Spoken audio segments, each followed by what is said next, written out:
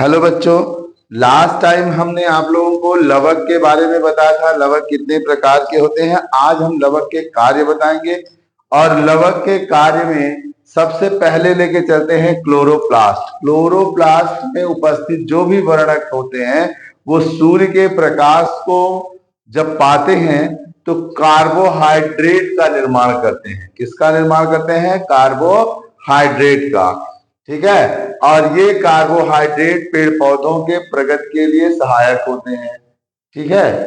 अब इस तरह से मंड लवक, मंड का तेल लवक, तेल का, जबकि प्रोटीन लवक प्रोटीन का निर्माण यहीं पे करते हैं। नेक्स्ट आता है हरे रंग के जितने भी अतिरिक्त, हरे रंग को छोड़ करके अन्य जितने भी लवक होते हैं वो फूलों और फलों को आकर्षक बनाते हैं। फूल और फल को आकर्षक बनाते हैं। फूल को आकर्षक बनाने का फायदा यह होता है कि उससे कीट पतंग जितने भी हैं, जितने भी इंसेक्ट हैं, मतलब जितने भी बैक्टीरिया या छोटे ऑर्गेनिज्म हैं वो आकर्षित होते हैं और उनके आकर्षित होने से परागण क्रिया में सहयोग होता है। अब आता है आपका अवर्णी लवक बच्चों। किसमें? अवर्णी लवक। अवर्णी लवक जिसको हम लोग अंग्रेजी में ल्यूकोप्लास्ट कहते हैं। ये क्या होता है? ये पौधे के उन भागों में पाए जाते हैं जहां पर प्रकाश ही नहीं पहुंचता।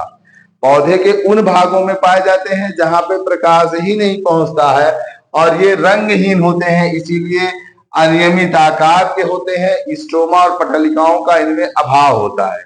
ये रंगहीन होते हैं, इनमें अनियमित आकार होता, स्ट्रोमा तथा पटलिकाओं का इनमें अभाव होता है। नेक्स्ट, इमाइलोप्लास्ट का कार्य भोजन को मंड में के रूप में संचित करना होता है। इमाइलोप्लास्ट का काम क्या होता है? इसमें ही पाया जाता है इमाइलोप्लास्ट। भोजन में, भोजन के मंड को संचय करना होता है। भोजन के मंड को क्या करते हैं? वो संचय कर लेते हैं। जैसे मक्का में, जैसे गेहूं में, जैसे आलू में, ये भोजन के मंड का संचय कर लेते हैं। इन इलायोप्लास्ट, इलायोप्लास्ट क्या करता है? भोजन के वसा के रूप में संचित करता है। भोजन को वसा के रूप में संचित करता है। जैसे नारियल हुआ, अरंडी माने रेड़ी हुई, सरसों आदि के बीजों में ये जमा होते हैं। नेक्स्ट है प्रोटीनोप्लास्ट। ये भोजन को प्रोटीन के रूप में संचित करते हैं, जैसे दाल के बीज में। अब आता है वर्णी लवक। वर्णी लवक क्या होता है? यह पुष्प एवं फलों पर पाए जाते हैं। ये पुष्प और फलों पर पाए जाते हैं। पीले रंग के लिए जैंथोफिल, नारंगी रंग के लिए कैरोटीन, जबकि लाल व बैगनी रंग के लिए एंथोसाइनिन पाए जाते हैं। और इन्हीं के कारण कीट पतंग फूल और फलों की तरफ, फूल की तरफ विशेष आकर्षित होते हैं, क्योंकि फूलों के कलरों का निर्धारण इन्हीं के कारण होता है। अब हमारा लवक का कार्य यहाँ पे बच्चों समाप्त हो जाता है। अब शुरू होता है रिक्तिका। हम लास्ट में जैसे ही अभी इसको खत्म कर लेंगे तो आपको बताएंगे कोशिका में क्या क्या पाए जाते हैं, इसको ग्राफ से समझा देंगे। ठीक है ना। उसी में अब हमारा यह जो अगला कोशिकांग शुरू होता है, जिसको हम लोग ऑर्गेनेल कहते हैं, वो है हमारा कौन सा? रिक्तिका। वह है कौन सा? हमारा रिक्तिका। रिक्तिका के बारे में हम लोग चर्चा करेंगे कि रिक्तिका क्या है, जिसे हम लोग रसधानी या वैक्यूल भी कहते हैं। जिसे हम लोग रसधानी या वैक्यूल कहते हैं। ये देखिए क्या होता है? पादप कोशिका के कोशिका द्रव्य में, पादप कोशिका के कोशिका द्रव्य में एक खाली स्थान पाया जाता है। उस खाली स्थान को ही हम लोग क्या नाम देते हैं? रसधानी या रिक्तिका कहते हैं।